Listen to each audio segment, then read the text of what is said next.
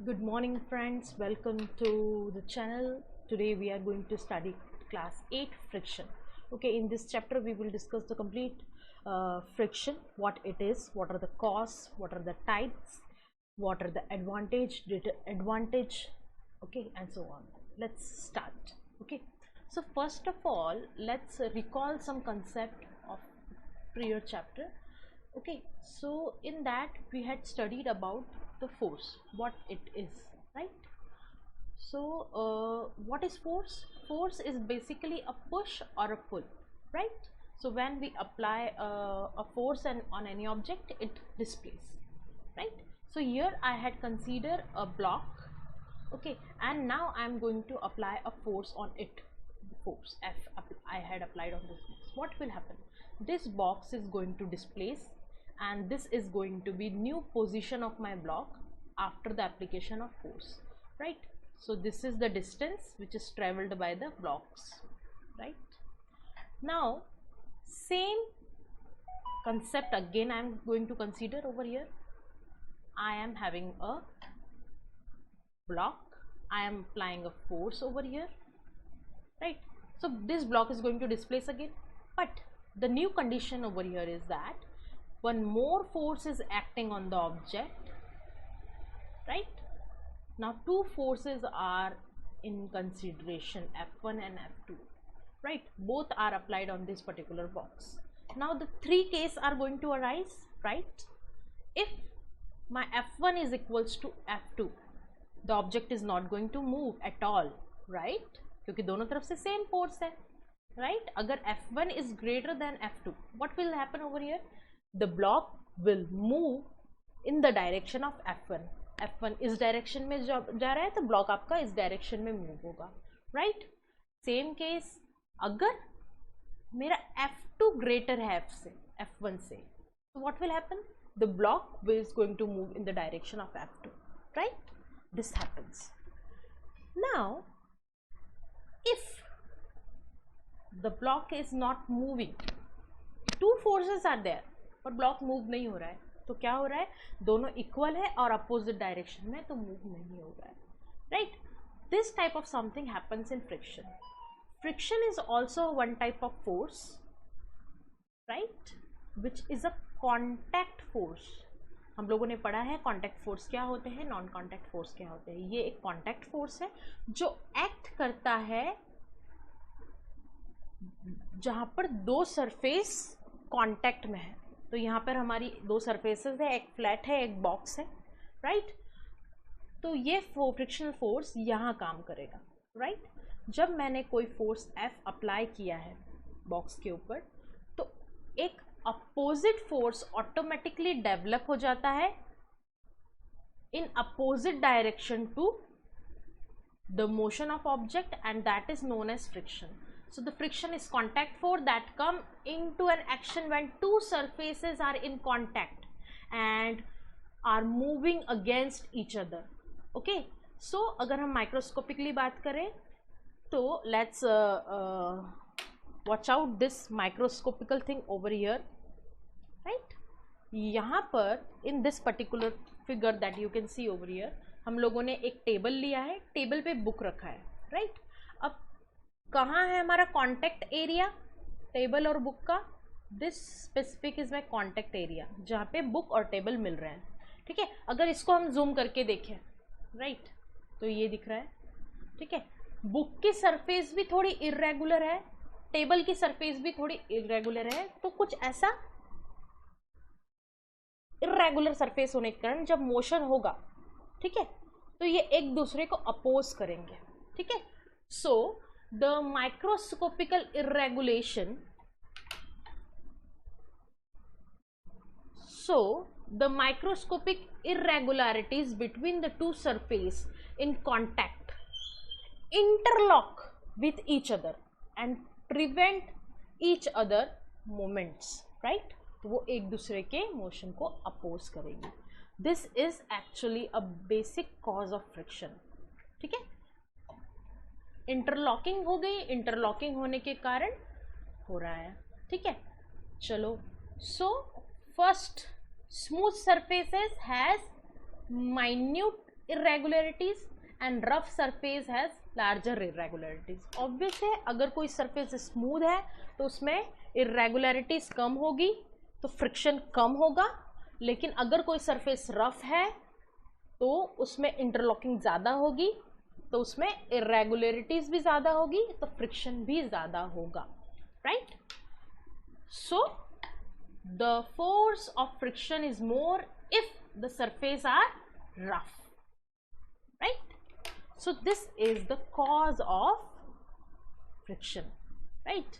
Now move to the another side. What are the factors affecting the friction, right? So friction depends on the materials of the material properties. So now let's move towards the factor affecting friction. Okay, so basically friction depend करता है आपके जो objects है उनकी material property पे. जैसे अभी हम लोगों ने देखा, अगर वो स्मूथ है तो फ्रिक्शन कम होगा, बट रफ है तो फ्रिक्शन ज़्यादा होगा. ठीक है, राइट. ऐसे ही अगर मेरे पास कोई स्लाइडिंग सरफेस है, वहाँ पर बहुत सारा सैंड है और मड पड़ा हुआ है और हम उस पर स्लाइड करेंगे तो ऑब्वियसली फ्रिक्शन ज़्यादा होगा. ठीक है, चलो. So it depends upon the nature of the surface in contact and how hard the surface pressed together. You can see over here, यहाँ पे मेरी एक smooth surface है, ये मेरी rough surface है. यहाँ पर मैं motion apply कर रही हूँ. ठीक है, थोड़ा low friction है, object move हो जाएगा. ठीक है, तो यहाँ पर जो मैं force apply करूँगी that is less. The force applied over is less, क्योंकि स्मूथ सरफेस से फ्रिक्शन कम होगा, मैं कम फोर्स में भी ऑब्जेक्ट मूव कर सकती हूँ. बट अगर मेरी सरफेस रफ है, इन दैट केस क्या होगा, फ्रिक्शन ज़्यादा होगा, तो जो मैं ऑब्जेक्ट को मूव करने के लिए फोर्स लगाऊंगी दैट शुड बी मोर और बिग, राइट. चलो, सो नाउ अभी ये फ्रिक्शन समझ में आया कि भाई क्या है, कैसे काम कर रहा है. जहाँ सरफेस स्मूथ होगी वहाँ कम होगा, जहाँ सरफेस रफ होगी वहाँ ज़्यादा होगा. तो क्या ये है, क्या मतलब काम की चीज़ है या इसकी मौजूदगी कुछ नुकसान करेगी, what it is, right. So friction unnecessary evil, ज़रूरी है, right. So friction is a necessary evil, it is a boon as well as bane. ज़रूरी भी है और नहीं भी. ठीक है, फॉर एग्ज़ाम्पल हम लोग हमारी लाइफ में बहुत सारी चीज़ें करते हैं, राइट. हम लोग कार चलाते हैं, बाइक चलाते हैं और साइकिल भी चलाते हैं. उनके जो इंजन होता है उसमें जितने भी पार्ट्स हैं, तो वो पार्ट्स भी कंटिन्यूस आपस में फ्रिक्शन होता रहता है उनके बीच में, राइट. तो ऐसे अगर फ्रिक्शन होता जा रहा है तो एक टाइम के बाद तो वो पार्ट्स टूटने लगना चाहिए, राइट. पर ऐसा होता नहीं. क्यों? क्योंकि उसके अंदर एक लुब्रिकेशन होता है. ठीक है, तो वो लुब्रिकेशन उस फ्रिक्शन को कम करता है, जिस कारण से हमारी चीज़ें टूटती नहीं है, राइट. चलो, so it is a disadvantageous as it cause wear and tear और loss of energy from heat. रगड़ता जाएगा, हीट प्रोड्यूस होगी, हीट के कारण एनर्जी का लॉस होगा या चीज़ें टूट जाएंगी, तो वो डिसएडवांटेज है. But it is also an advantage because it helps in better grip and balance, right. चलो, आगे जब हम इसके टाइप्स देखेंगे, कुछ एग्जांपल्स देखेंगे, तो आपको और मज़ा आएगा चीज़ों को समझने में.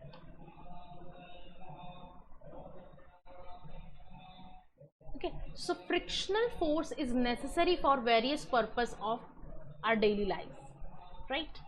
Now first, when we walk on earth, right, तो जब हम अर्थ पे वॉक करते हैं तब हम क्या कर रहे हैं, we are keeping our feet forward, हम अपना पैर आगे रख रहे हैं, बट सेम टाइम हमारे फीट में और अर्थ के सरफेस के बीच में फ्रिक्शन फोर्स भी काम कर रहा है जो बैकवर्ड है, और वो हम बैकवर्ड लग रहा है, इस कारण से हम फॉरवर्ड चल पा रहे हैं. ठीक है, then it allow us to write with the pen. Pen का जो पॉइंट होता है, निब, उस निब के बीच में और पेपर के बीच में भी फ्रिक्शन होता है, राइट, जिसके कारण से ये जो टिप होता है पेन का वो रोल होता है और इंक बाहर आता है. So we can write. Then it allow us to fix the nail in the wall. अगर वॉल एकदम चिकना हो, स्लिपरी, तो उस पर नेल टिकेगा? हम ठोक पाएंगे नेल को वॉल के अंदर? नहीं कर पाएंगे fix, right. Then a moving object would never be able to come to state of rest without friction. ठीक है, हम लोगों ने क्या किया, आप सब लोगों में से बहुत सारे लोगों ने बॉलिंग खेला होगा. ठीक है, हमारे पास एक बॉल होता है जिसको हम स्लाइड करते हैं और थोड़े डिस्टेंस पे ऐसे बॉटल्स होते हैं, वो बॉटल्स बॉल जा से टकरा के गिर जाते हैं, राइट. किसी ने नोटिस किया कि वो जो सरफेस होता है that is very smooth, right, तो बॉल फटाफट चला जाता है बिना रुके. वहीं अगर मैं उस सरफेस को रफ कर दूं तो बॉल एंड तक पहुंच पाएगा? नहीं, बॉल थोड़ी देर बाद रुक जाएगा. क्यों? बिकॉज जब हम लोगों ने फ्रिक्शन बढ़ा दिया, राइट, तो फ्रिक्शन के कारण हमारी कोई भी ऑब्जेक्ट है वो थोड़े टाइम के बाद जाके घिसक के रुक जाता है, right.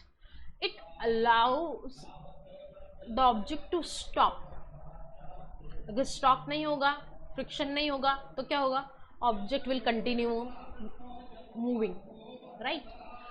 It would not be possible to construct any building without friction. Next, some disadvantage. ये तो एडवांटेज की बात हो गई भाई. अभी डिसएडवांटेज देखते हैं. ठीक है, अभी डिसएडवांटेज में क्या है,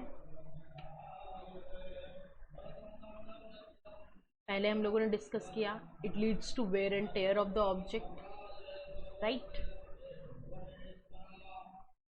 जब हम कोई भी व्हीकल चलाते हैं तो उसके टायर्स फ्रिक्शन के कारण टायर घिस जाते हैं, ग्रिप टायर का चला जाता है, राइट. शूज़ के सोल फ्रिक्शन के कारण घिस जाते हैं. It also result in production of heat, जिसके कारण हमारा हीट लॉस होता है. ठीक है, जिसके कारण हमारी एनर्जी वेस्ट होती है, which leads to wastage of energy. Then frictional force also lead to and decrease in speed of moving object. जितना हमको स्पीड चाहिए उतना स्पीड इसका नहीं रहता, right. It can lead to noise pollution. ठीक है, for instant aircraft produce loud noise due to air resistance. ठीक है, चलो. सो ये तो कुछ हो गए एडवांटेज और डिसएडवांटेज. बट कोई बड़ी बात नहीं है. ठीक है, हम फ्रिक्शन को बढ़ा भी सकते हैं, हम फ्रिक्शन को कम भी कर सकते हैं. जहाँ इसके एडवांटेज हैं वहाँ हम उसको इंक्रीज कर देंगे और जहाँ पे डिसएडवांटेज है वहाँ उसको कम कर सकते हैं. So now let's discuss some of the examples जिसके थ्रू हम फ्रिक्शन को इंक्रीज कर सकते हैं. ठीक है, so the sole of the shoes is grooved so that the friction between the feet and the ground increase and we can walk safely. ठीक है, इसके लिए हम एग्जांपल ले सकते हैं. आप लोगों ने जितने भी ऐसे लोग देखे होंगे जो दौड़ते हैं, रेस करते हैं, उनके शूज़ के नीचे छोटे छोटे नील्स टाइप, मतलब उनके शूज़ जो होते हैं शार्प होते हैं, so that friction can be increased. तो वो पर्सन काफ़ी अच्छे से दौड़ पाता है. ठीक है, with the help of friction. So friction is helpful over here. The tires are treated so that they can have the better grip. Tyres देखा होगा तो टायर की ग्रिप की कुछ शेप होती है. हर टायर का एक अपना अलग सा ग्रिप होता है, शेप होता है. ठीक है, जो रोड और टायर के बीच में हेल्प करता है for the movement of the vehicle. Okay, the tire are treated so that they can have a better grip over the ground and allow the smooth movement of the vehicle. Then brakes. ठीक है, हम लोगों ने सबने cycle में देखा होगा कि भाई साइकिल का जो टायर होता है उसके आसपास ऐसे रबर के दो शूज़ होते हैं या ब्लॉक्स होते हैं. जैसे ही हम ब्रेक लगाते हैं ये ब्लॉक जाके टायर को चिपकते हैं. ठीक है, उसको टच करते हैं तो क्या होगा, जैसे ही ब्रेक अप्लाई किया, as soon as we apply brake, तो ये ब्लॉक 1, ये ब्लॉक 2 दोनों आके ये टायर का जो सरफेस है उसको टच करेंगे, जिसके कारण से क्या होगा, कांटेक्ट, और कांटेक्ट के कारण क्या जनरेट होगा यहाँ पे, friction. So friction will help us in applying the brake. ठीक है, this brake pads, this is known as brake pads, are used in the bike to stop them. ठीक है, gymnast also apply a coarse substance. आप लोगों ने देखा होगा, जो लोग कुश्ती करते हैं या जिम्नास्टिक करते हैं वो एक टाइप का पाउडर अपने हाथ में लगा लेते हैं, राइट, फॉर बेटर ग्रिपिंग. ठीक है, तो उनके हाथ में थोड़े रफनेस बढ़ जाती है तो उनका ग्रिप बेटर हो जाता है, so they can play well. Now let's see some examples of reducing the friction. ठीक है, the powder is sprinkle over the carrom board. The powder is sprinkled over the carom board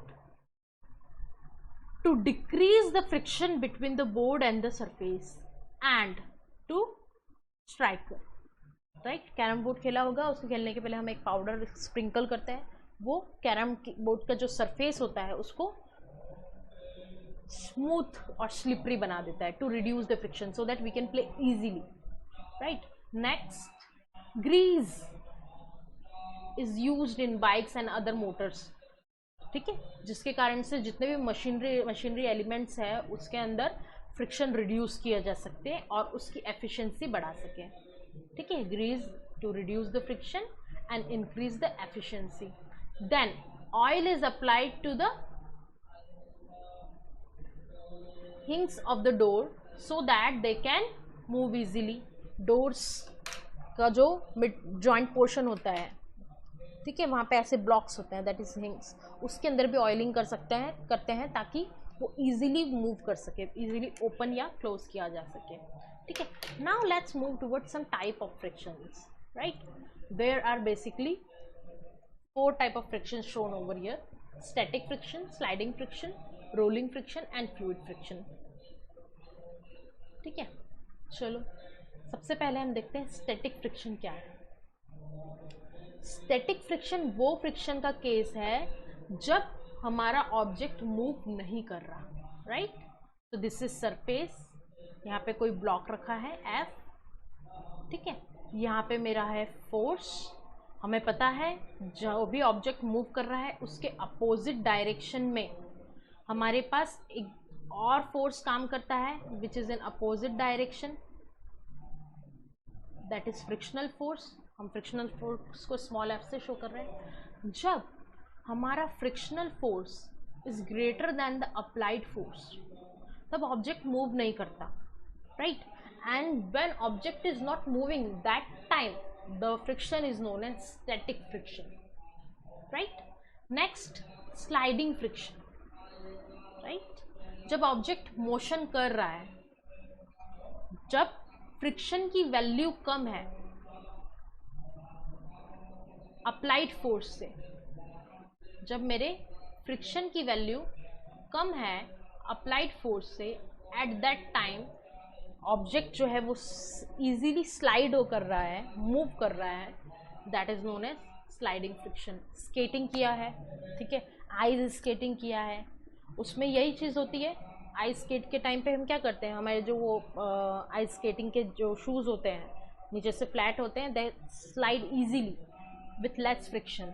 Okay, so that type of friction is known as sliding friction. rolling friction, जब हमारा object cylindrical form में होता है. Right, तो यहाँ पे आप देखोगे द कॉन्टेक्ट एरिया, यहाँ पर कॉन्टेक्ट एरिया कितना है, इतना बड़ा है, यहाँ पर भी इतना बड़ा है, पर जब हम किसी ऑब्जेक्ट को सर्कुलर फॉर्म में बना रहे हैं तो वो कितना कॉन्टेक्ट में है, सिर्फ इतना सा पोर्शन कॉन्टेक्ट में है. जैसे रोल करेगा तो जितना कॉन्टेक्ट एरिया है वो कम है.